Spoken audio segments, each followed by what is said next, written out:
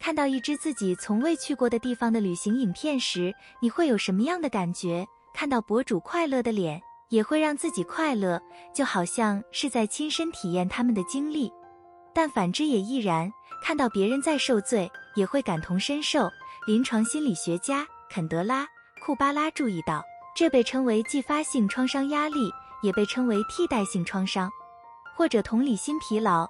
这种情况经常发生在长期接触他人创伤的那些人身上，比如治疗师、医生、护士或急救人员。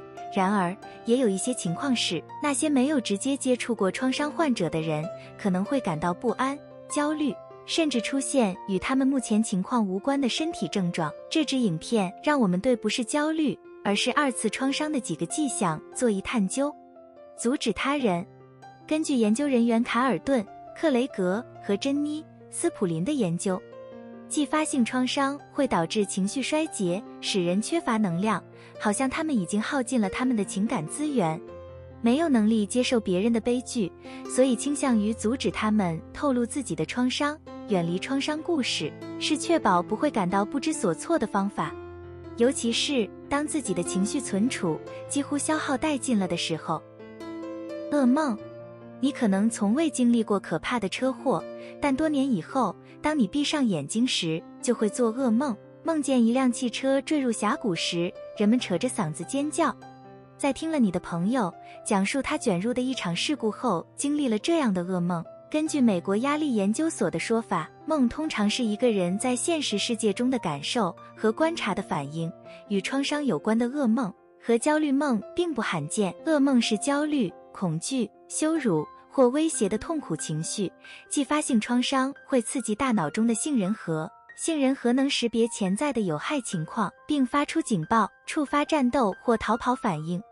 旁观者内疚。听到别人的戏剧性故事时，有没有经常责怪自己或为没帮上忙而感到内疚？英国医学协会列出了旁观者内疚、羞耻和自我怀疑的感觉是继发性创伤的迹象之一。心理学家梅勒妮·格林伯格解释说，羞耻感是种有害的感觉，让人认为自己天生毫无价值，不讨人喜欢或不称职。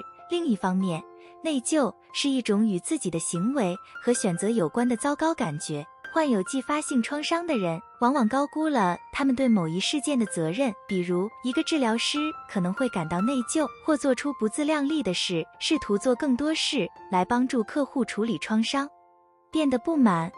精神病学家朱利安·拉戈解释说，由于工作而遭受继发性创伤的人通常会怨恨他们的工作或他们的病人。2015年，研究人员马戈·万摩尔及同事的一篇综述显示，继发性创伤会导致医护人员与 ICU 患者之间的关系破裂。那些在 ICU 工作的人，由于要满足病人家属需求，经常面临很高的压力，并经常面对看着病人受苦。这种压力可能会对工作满意度产生负面影响，他们可能会决定延长休假或干脆辞职，甚至可能变得对病人怀有敌意，而本应以关怀和同情对待病人。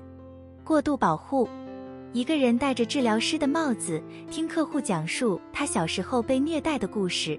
下班回到家，女儿请求允许他在朋友家过夜，但被拒绝了。有资质的专业咨询师詹姆斯·史密斯分享了这一点。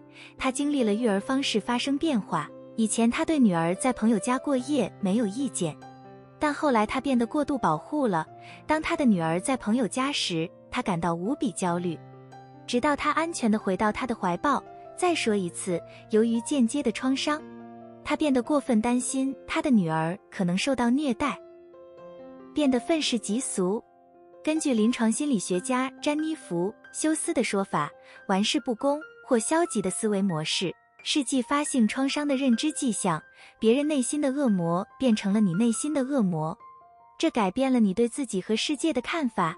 这就好像把玫瑰色的眼镜扔到一边，戴上了黑色的太阳镜。记住，不必让继发性创伤主导人生。如果注意到这些迹象，咨询受过创伤训练的治疗师是能做的最好的事情。开始治愈之旅。如果觉得这支影片有帮助，不要忘记分享给朋友和爱的人。感谢收看，记住，你很重要。